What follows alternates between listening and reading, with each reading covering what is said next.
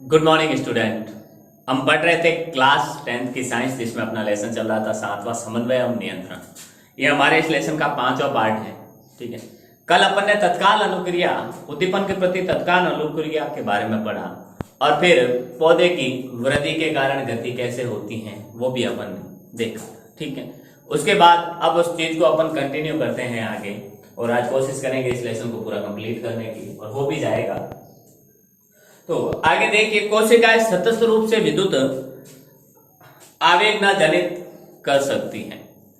देखिए, जो कोशिकाएं होती हैं वो सतत रूप से विद्युत आवेग न जनित कर सकती है और न ही संचरित कर सकती है। कोशिकाएं लगातार सतत रूप से क्या करती है, विद्युत आवेग को ना तो बना सकती है, ना उत्पन्न कर सकती है और ना ही उनको संचरण कर सकती है। ठीक है, तो कोशिकाएं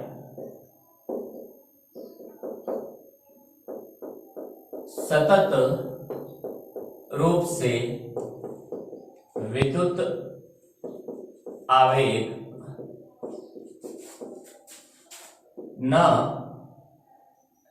न तो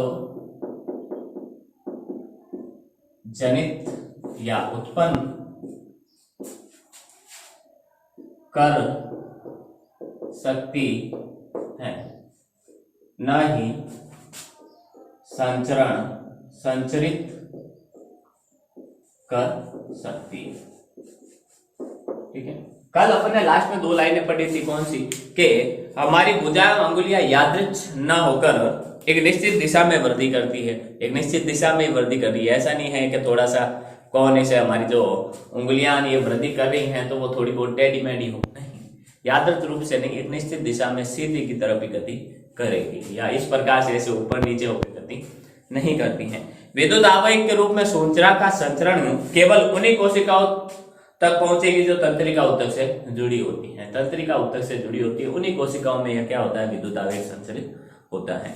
और प्रत्येक कोशिका को ना तो सतत रूप से विद्युत आवेग का संचरण करती है, ना ही जनित करती है। विविध पादप हार्मोन वृद्धि, विकास एवं पर्यावरण के प्रति अनुकूलन में के समन्वय में सहायता करते हैं। पादप के अंदर जो वातावरण में परिवर्तन होते हैं, तो पादप के अंदर कुछ हार्मोन होते हैं जो निकलते हैं, वो पादप हार्मोन क्या करते हैं, वृद्धि, विकास एवं पर्यावरण के प्रति अनुक्रिया के समन्वय में सहायता करते हैं। पर्यावरण में अनुक्रिया के प्रति समन्वय में या नियंत्रण, उनके साथ पर्यावरण के परिवर्तन के साथ सामंजस्य बनाने के लिए क्या करते हैं, सहायता करते हैं।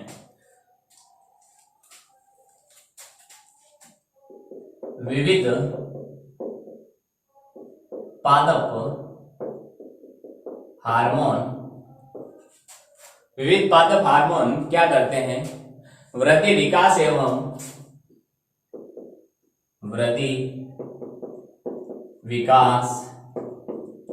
एवं पर्यावरण के प्रति अनुक्रिया, पर्यावरण के प्रति अनुक्रिया में समन्वय बनाने में सहायता करते हैं। समन्वय बनाने में क्या करते हैं, ये सहायता करते हैं। ठीक है, इन पादप हार्मोन के संश्लेषण के स्थान उनके क्रिया क्षेत्र से दूर होते हैं। ये जो पादप हार्मोन जहां बनते हैं और पादप के जिन भागों को इन हार्मोन की आवश्यकता होती है, अर्थात कह सकते हैं कि हार्मोन का क्रिया स्थल होता है, जहां ये हार्मोन बनते हैं और इन हार्मोन का क्रिया स्थल बहुत दूर होता है, दोनों के बीच गैप होता है, दूरी होती है। और साधारणतः विसरण द्वारा वे क्रिया क्षेत्र तक, विसरण द्वारा वो क्या करते हैं, अपने संश्लेषण स्थान से क्रिया क्षेत्र तक पहुंचते हैं।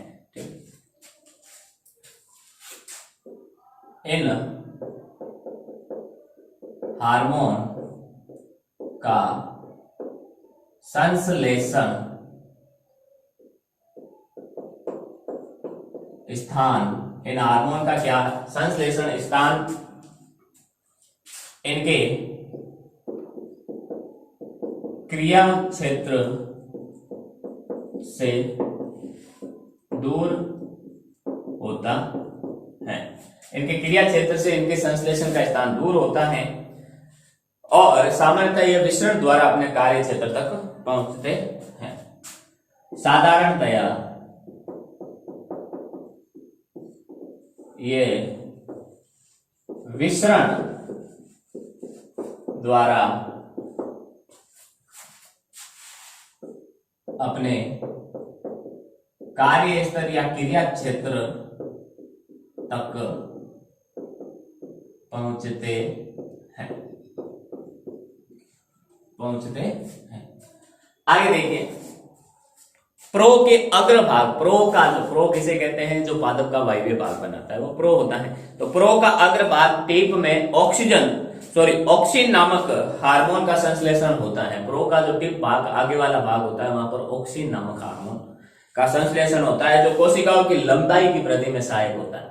अर्थात जो पादप की लंबाई बढ़ाने में, उन कोशिकाओं की लंबाई बढ़ेगी तब कोशिकाओं से उत्तक बनेंगे, उत्तकों से क्या होगा, फिर उनकी लंबाई बढ़ती है। तो ऑक्सिन हार्मोन पादप की लंबाई के लिए, वृद्धि के लिए सहायक होता है। प्रोह के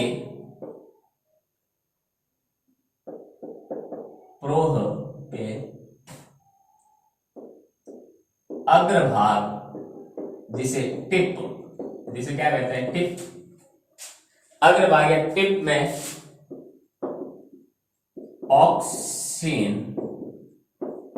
ऑक्सिन नामक हार्मोन बनता है, जो प्रो की कोशिकाओं की वृद्धि में सहायक होता है। प्रो की वृद्धि में सहायक होता है। प्रो की वृद्धि करवाने में क्या होता है, ये सहायक होता है। ठीक है, आगे देखिए, आगे अपन चर्चा करते हैं। तो जिब्रेलिन ऑक्सिन की तरह ये तने की वृद्धि में सहायक होता है। इसी तरह जिब्रेलिन एक और क्या होता है, हार्मोन होता है, तो तने की वृद्धि करवाने में सहायक होता है। जिब्रेलिन ऑक्सिन की तरह ही तने की वृद्धि करवाने में सहायक होता है। ऑक्सिन जिब्रेलिन क्या होता है, तने की वृद्धि करवाता है, और ऑक्सिन प्रो की वृद्धि करवाता है। एक साइटोकाइनिन होता है जो कोशिका विभाजन को प्रेरित करता है, और यह उन क्षेत्रों में अधिक पाया जाता है जिनमें कोशिका विभाजन तीव्र होता है। साइटोकाइनिन होता है वो कोशिका विभाजन यानी कोशिकाओं के विभाजन को प्रेरित करता है, और यह उन क्षेत्रों में अधिक पाया जाता है जहां पर कोशिका बहुत तेज गति से विभाजित होती है। ठीक है, साइटोकाइनिन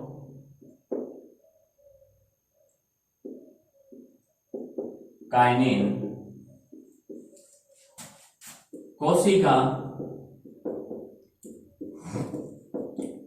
विभाजन को प्रेरित करता है। यह उन क्षेत्रों में अधिक पाया जाता है जहां कोशिकाएं तीव्र गति से क्या करती हैं, जहां कोशिकाएं तीव्र गति से विभाजन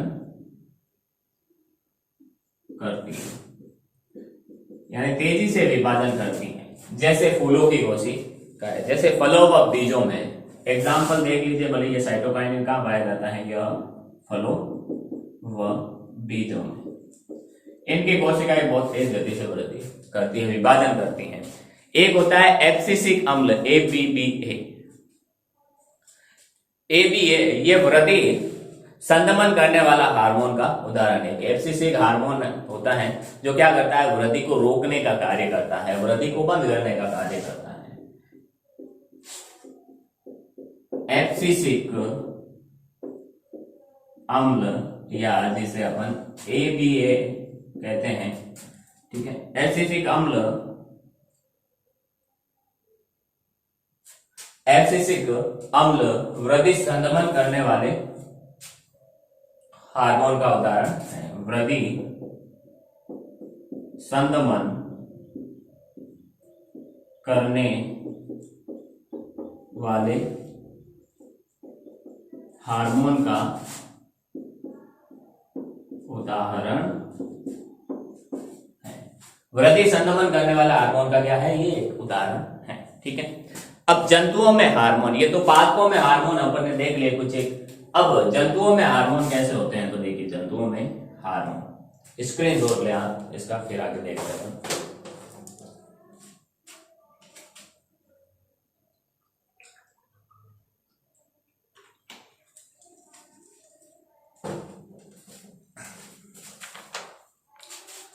थोड़ा सा छोटा सा दे रखा है हमारे इस कोर्स में, ये इस अध्याय का लास्ट टॉपिक है। मतलब पिछली बार पूरी कोशिकाएं हमें अलग से पढ़ाई गई थी, ठीक है, और हमने पढ़ी भी थी। देखिए आगे है जंतुओं में हार्मोन, चर्चा करेंगे अच्छे से अपन इसे। उससे पहले अब जंतुओं में भी हार्मोन होते हैं, तो क्या करते हैं, तो पादप में तो हमने कितने हार्मोन पढ़े हैं, पादप में हमने 4 हार्मोन पढ़े हैं।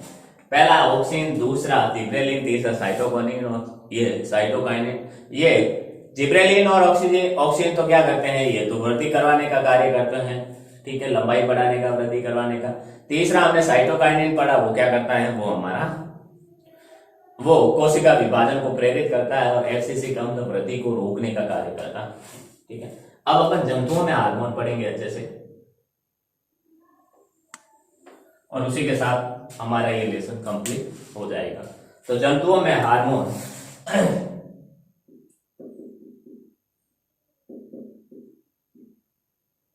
जंतुओं में हार्मोन कैसा होता है, क्या होता है, देखिए चर्चा करें जंतुओं में हार्मोन की। तो देखिए हमारे शरीर में, जंतुओं के शरीर में विभिन्न प्रकार की ग्रंथियां पाई जाती हैं, जिसे, और उन ग्रंथियों से मिलकर अंतःस्रावी तंत्र बनता है, ठीक है।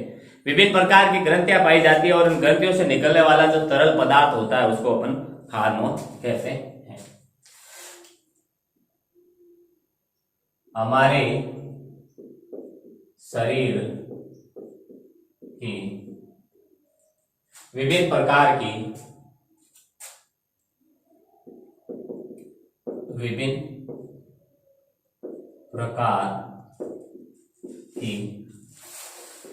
ग्रंथियों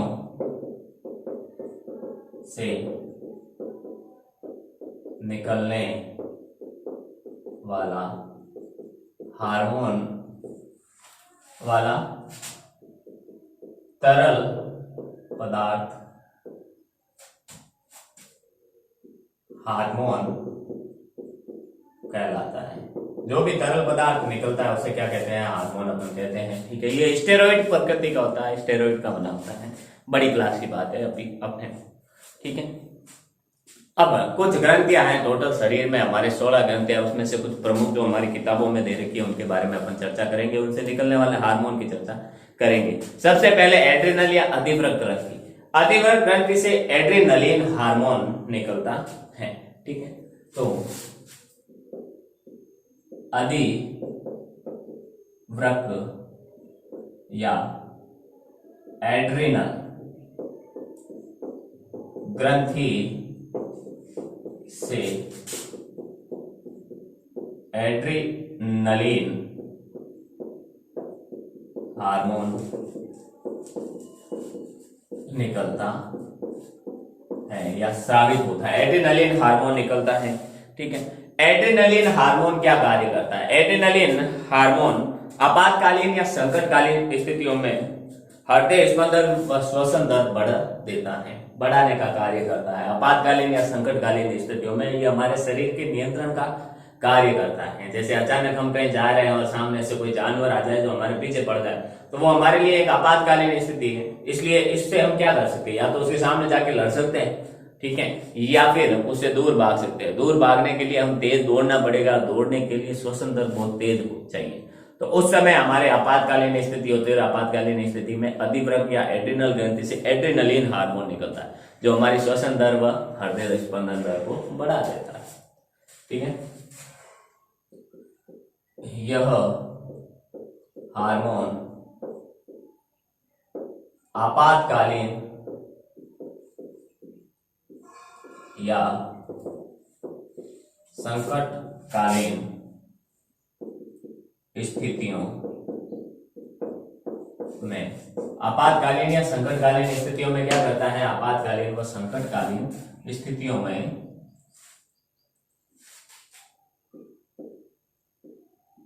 हृदय स्पंदन दर व श्वसन दर बढ़ा देता है, बढ़ाने का कार्य करता है या बढ़ा देता है। नेक्स्ट आगे की तरफ अपन चलते हैं। आगे देखिए,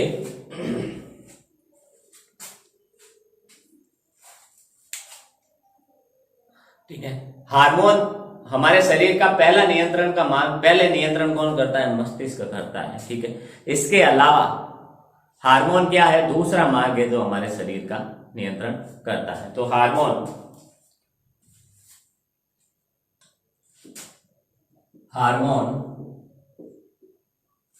अब यह हार्मोन जो है एड्रेनलिन, यह हार्मोन अंतःस्रावी ग्रंथियों का भाग है। यह हार्मोन अंतःस्रावी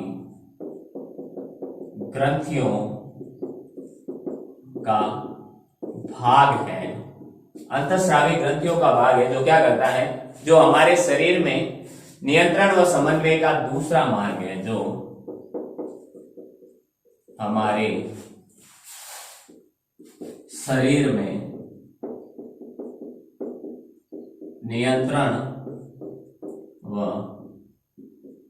समन्वय का दूसरा मार्ग है। नियंत्रण व समन्वय का कौन सा, दूसरा मार्ग है। ठीक है, दूसरा मार्ग है ये हमारा। ठीक है, अब आपातकालीन स्थिति होती है तो उस समय शरीर का नियंत्रण व समन्वय का कार्य करता है, एक तो मस्तिष्क करता है और एक ये हार्मोन करता है। ठीक है, तो ये तो हो गई एड्रिनल अधिवृक्क ग्रंथि के बारे में। अब अवटु ग्रंथि, अवटु या जिसे अपन कहते हैं थायराइड ग्रंथि से थायरोक्सिन हार्मोन स्रावित होता है। थायरोक्सिन हार्मोन स्रावित होता है, निकलता है। थायरोक्सिन हार्मोन निकलता है। ठीक है, थायरोक्सिन हार्मोन निकलता है। यह हार्मोन के निर्माण के लिए आयोडीन आवश्यक होता है। इस हार्मोन के निर्माण के लिए थायराइड ग्रंथि को किसकी आवश्यकता होती है, आयोडीन की आवश्यकता होती है। इस हार्मोन के निर्माण के लिए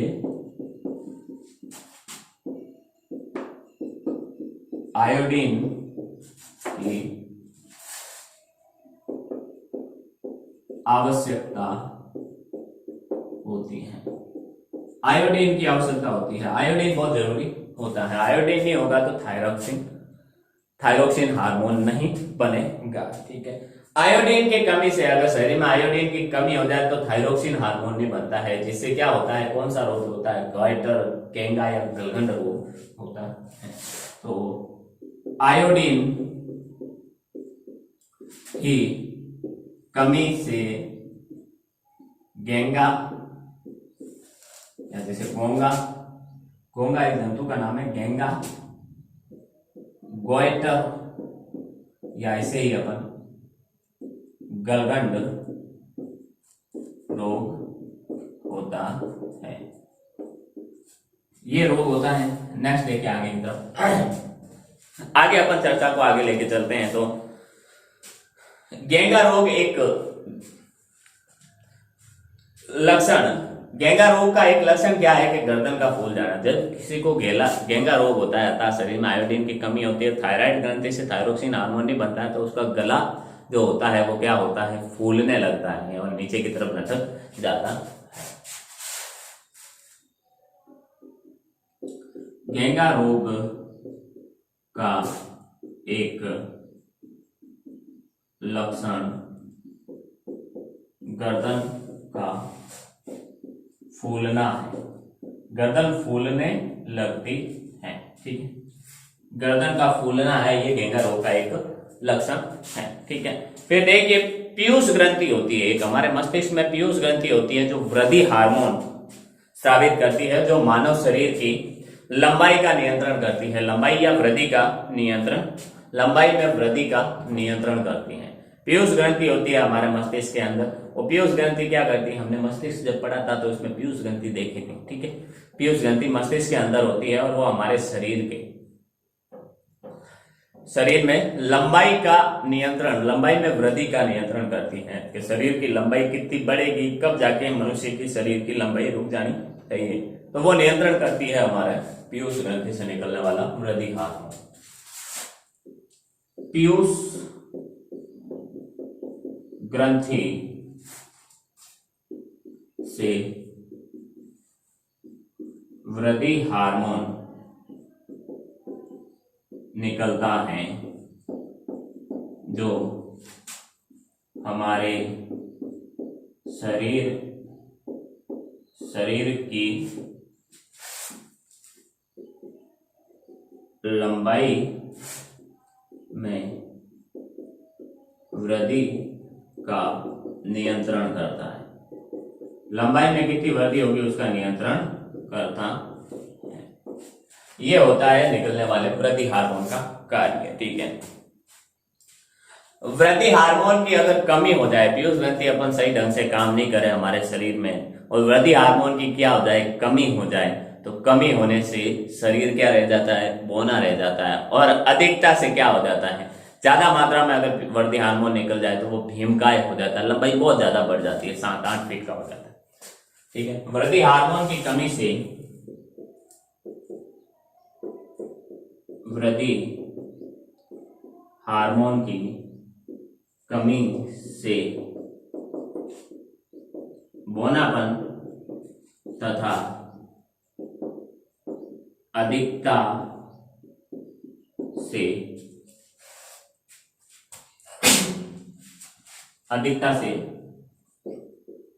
भीमकाय हो जाता है। भीमकाय हो जाता है, बहुत ही अधिकता से शरीर की लंबाई बहुत ज्यादा बढ़ जाती है, और कमी से क्या हो जाता है, शरीर बौना रह जाता है, ठीक है। आगे देखिए एक चीज, पीयूष ग्रंथि होती है वो अन्य ग्रंथियों का नियंत्रण करती है। पीयूष ग्रंथि क्या करती है, अन्य ग्रंथियों का नियंत्रण करती है, इसलिए इसको क्या कहते हैं, इसलिए इसको कहते हैं मास्टर ग्रंथि। मास्टर ग्रंथि, जैसे एक क्लास में कई सारे बच्चे होते हैं, उनको अपन छोटी छोटी ग्रंथियों के रूप में लें, और एक टीचर होता है वो मास्टर होता है, ठीक है। वो उन छोटे छोटे बच्चों को क्या करता है, नियंत्रण करता है, बच्चों का नियंत्रण करता है। तो बच्चों का नियंत्रण अर्थात उन ग्रंथियों का नियंत्रण करता है। तो ग्रंथियों का नियंत्रण कौन करता है, पीयूष ग्रंथि करती है। जैसे क्लास में मास्टर करता है, टीचर करता है, वैसे ही क्या करता है, इसे पीयूष ग्रंथि क्या करती है, अन्य ग्रंथियों का नियंत्रण और उनका कार्य देख रेख देखती है। कौन सी ग्रंथि से कौन सा हार्मोन कब निकलता है वो पीयूष ग्रंथि द्वारा निर्धारित होता है, ठीक है। तो इसीलिए जैसे बच्चों, क्लास में बच्चों का नियंत्रण टीचर करता है, मास्टर करता है, वैसे के वैसे पीयूष ग्रंथि अन्य ग्रंथियों का नियंत्रण करती है, इसीलिए क्या कहते हैं, इसको मास्टर ग्रंथि कहते हैं। देखिए पीयूष ग्रंथि अन्य ग्रंथियों का नियंत्रण करती हैं, इसलिए इसे क्या कहते हैं, मास्टर ग्रंथि कहते हैं। इसे मास्टर ग्रंथि कहते हैं, इसीलिए इसको मास्टर ग्रंथि कहते हैं। आगे की तरफ अपन चर्चा करें, ठीक है। तो ये पीयूष ग्रंथि की बात तो हो गई। इसके अलावा देखिए अब कुछ जनन हार्मोन भी छोड़े जाते हैं, ठीक है, मादा में अलग और नर में अलग, मनुष्य में। तो नर में तो होता है वृषण जो क्या करता है, टेस्टोस्टेरोन हार्मोन छोड़ता है, तथा मादा में अंडाशय होता है, अंडाशय से एस्ट्रोजन व प्रोजेस्टेरोन हार्मोन स्रावित होते हैं, जिन्हें अपन लैंगिक हार्मोन कहते हैं, इन्हें लैंगिक हार्मोन कहते हैं या जननिक हार्मोन कहते हैं, ठीक है। तो देखिए नार नहीं रही, नर में वृषण से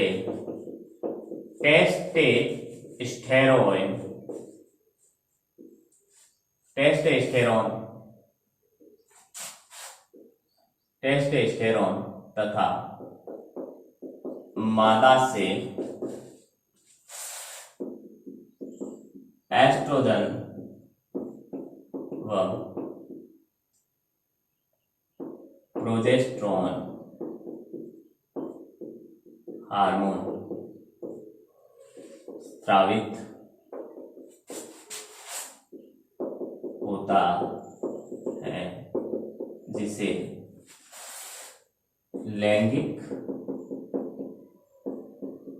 हार्मोन कहते हैं। उसे अपन क्या कहते हैं, लैंगिक हार्मोन कहते हैं, उसे अपन लैंगिक हार्मोन कहते हैं, ठीक है।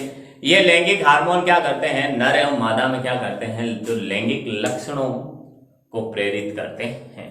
ये हार्मोन पुरुष व महिला में लैंगिक परिवर्तन के लिए उत्तरदायी होते हैं। जैसे नर में जैसे जैसे बच्चा होता है, बच्चे के बाद बड़ा होने लगता है, तो बच्चे बड़े होने के साथ ही क्या होता है, उसमें लैंगिक परिवर्तन आते हैं, जैसे दाढ़ी मूंछ का आना बच्चे का, ठीक है, गुप्तांग जो होते हैं, जनन अंग होते हैं, उन पर बालों का आना, ठीक है, कंधे का फूलना, कंधे का चौड़ा होना, ये सब चीजें, ठीक है।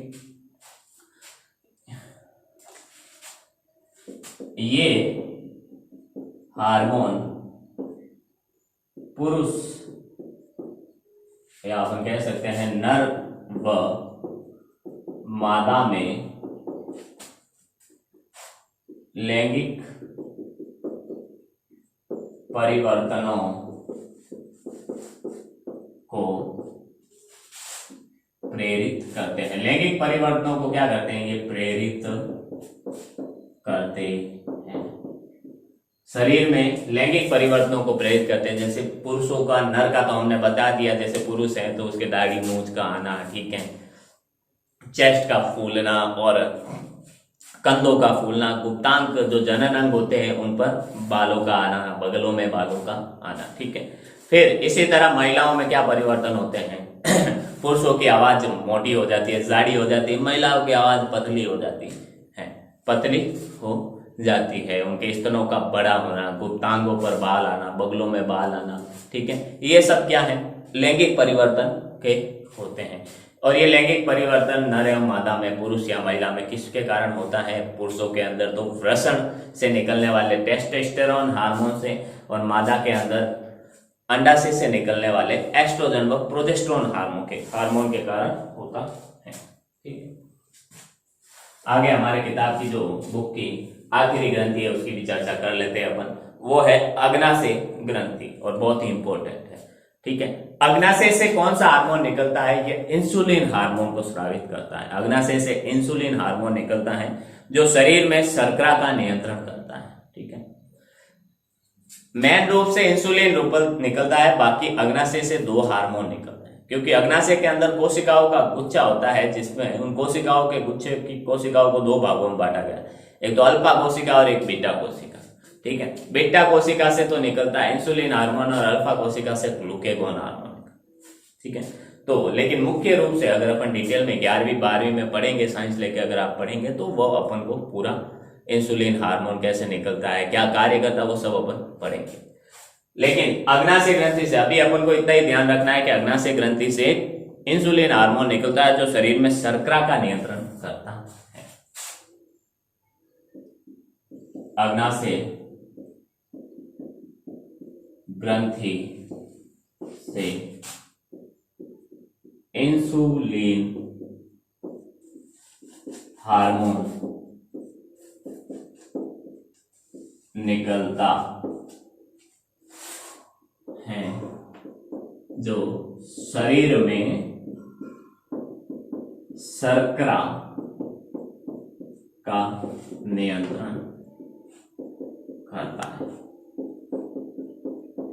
यानी अगर शर्करा हमारे शरीर में, अपन कुछ मीठा पदार्थ खाते हैं, शर्करा वाला पदार्थ खाते हैं, वो शरीर में अगर अधिकता हो जाए, ज्यादा हो जाए, तो इंसुलिन हार्मोन अग्नाशय ग्रंथि से निकलता है और उस शर्करा स्तर को कम कर देता है और उसको किस में बदल देता है? ग्लाइकोजन, फीके पदार्थ ग्लाइकोजन में बदल देता है। ठीक है, ग्लाइकोजन में बदल देता है। इंसुलिन की कमी से शरीर में क्या हो जाता है? शर्करा का स्तर बढ़ जाता है, जिससे मधुमेह रोग होता है। इस स्थिति को क्या कहते हैं अपन? मधुमेह रोग कहते हैं। इंसुलिन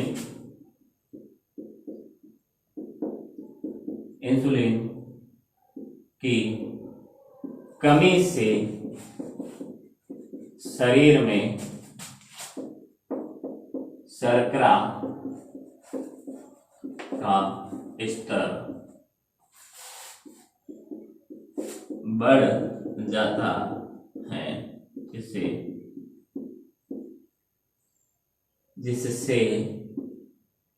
जिससे क्या होता है? मधुमेह रोग हो जाता है। इससे क्या होता है? मधुमेह रोग हो जाता है। ठीक है, मधुमेह रोग हो जाता है। इंसुलिन हार्मोन का समय और मात्रा का नियंत्रण पुनर्भरण क्रियाविधि द्वारा होता है। अब अग्नाशय ग्रंथि में एक क्रियाविधि होती है पुनर्भरण, ठीक है, जिसके द्वारा क्या होता है? इंसुलिन हार्मोन का समय और मात्रा कब छोड़नी है और कितनी मात्रा में इंसुलिन हार्मोन निकलना है, उसका नियंत्रण पुनर्भरण विधि द्वारा होता है। इंसुलिन हार्मोन के स्रावण का समय एवं मात्रा का नियंत्रण, समय एवं मात्रा का नियंत्रण किसके द्वारा होता है? पुनर्भरण। पुनर्भरण पुनर्भरण र की मात्रा कहाँ आएगी हिंदी वालों? पुनर्भरण क्रियाविधि द्वारा होता है। पुनर्भरण क्रियाविधि द्वारा होता है। यहां जाके हमारा जो लेसन है वो कंप्लीट हो जाता है। फिर भी इंसुलिन हार्मोन कैसे क्रिया करता है, कार्य करता है, उसके बारे में अपन थोड़ी सी चर्चा करते हैं, क्योंकि बहुत ही इंपॉर्टेंट है। अब इन ग्रंथियों के बारे में हमने हार्मोन पढ़ा है, तो इनसे एक सवाल पक्का ही आना है। वो भी छोटा सवाल ये कि कौन सी ग्रंथि से कौन सा हार्मोन निकलता है या कौन सा हार्मोन क्या कार्य करता है। एक नंबर का सवाल, 2 लाइनों का सवाल होगा, आराम से हो जाएगा आपको। बस इन 10-15 लाइनों से आपको 1 नंबर का सवाल मिलेगा पक्का, 101%।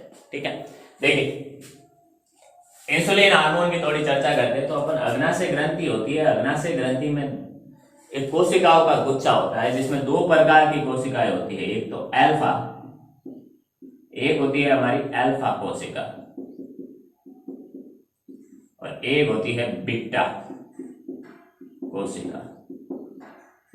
ठीक है, अल्फा कोशिका से एक हार्मोन निकलता है ग्लूकेगॉन हार्मोन, ठीक है, और इससे निकलता है इंसुलिन हार्मोन। बड़ी क्लास की बात है, फिर भी मैं आपको यहाँ पे समझा रहा हूँ, साथ साथ आप इसको समझ सकते। ग्लूकेगॉन हार्मोन और इंसुलिन हार्मोन, जैसे ही अपन कोई मीठा पदार्थ या शर्करा वाला पदार्थ खाते हैं और हमारे शरीर के लेवल से, स्तर से अधिक शर्करा बढ़ जाती है, ठीक है, शर्करा अगर अधिक बढ़ जाती है तो क्या करता है? हमारे शरीर से इंसुलिन हार्मोन निकलता है और वो उस शर्करा को किस में बदल देता है? शर्करा को बदल देता है ग्लाइकोजन। किसमें? ग्लाइकोजन में बदल देता है। ये थोड़ा फीका पदार्थ होता है, इसमें शर्करा कम होती है, ठीक है, और शरीर के उपयोग में आ जाता है। और जैसे ही शर्करा का लेवल बढ़ जाता है, कम हो जाता है, तो ये वापस इस, अब शर्करा को ग्लाइकोजन में कौन बदलता है? इंसुलिन हार्मोन, ठीक है। लेकिन ग्लाइकोजन, जब शरीर में शर्करा की मात्रा कम हो जाती है, तब क्या होता है? इंसुलिन हार्मोन रुक जाता है और यहाँ पर आता है ग्लूकेगॉन हार्मोन। वो इस ग्लाइकोजन को कौन सा हार्मोन, ग्लूकेगॉन हार्मोन, वो इस ग्लाइकोजन को किस में बदलता है, ग्लूकोज में बदलता है, ग्लूकोज में बदलता है। ठीक है, ये एक वापस मीठा पदार्थ होता है, शर्करा युक्त पदार्थ होता है ग्लूकोज, जो हमें एनर्जी देता है। वो हम देखते हैं, ग्लूकोज हमें चलाया भी जाता है, इस प्रकार से कार्य करता है। इसीलिए इंसुलिन की अगर कमी हो जाएगी तो शर्करा अगर बढ़ जाती है तो ग्लाइकोजन में, फीके पदार्थ में बदल देता है इंसुलिन हार्मोन। लेकिन अगर इंसुलिन हार्मोन नहीं होगा तो क्या होगा, शर्करा फीके पदार्थ में बदलेगी, नहीं बदलेगी। जैसे जैसे अपन खाना खाते जाएंगे शर्करा का लेवल बढ़ता जाएगा, और शर्करा का लेवल बढ़ने से क्या होगा, मधुमेह रोग होगा। तो इनडायरेक्टली इंसुलिन हार्मोन नहीं होगा तब मधुमेह रोग होगा। इंसुलिन हार्मोन के कारण ही शर्करा का स्तर बढ़ेगा, तो इंसुलिन की कमी के कारण क्या होता है, मधुमेह रोग होता है, जिसे शुगर डायबिटीज अपन कहते हैं। ठीक है, स्क्रीनशॉट ले आप इसका, ये नीचे वाला आप लिखे ना लिखे कोई टेंशन वाली बात नहीं है, कोई जरूरी नहीं है, बस आपके लिए समझाने के लिए है, बड़ी क्लास की बात है। तो इसी के साथ हमारा ये लेसन जो 5 वीडियो में कंप्लीट हुआ है, समन्वय एवं नियंत्रण 7वां। इसके बाद एक नया लेसन अपन अगली क्लास से शुरू करेंगे, और शायद आने वाली क्लास में हम ऑनलाइन के साथ जूम ऐप पर भी अवेलेबल होंगे आपके लिए। ठीक है, तो साथ में जूम ऐप भी चलेगा। तो मिलते हैं अगली क्लास में, तब तक के लिए all the best, thank you.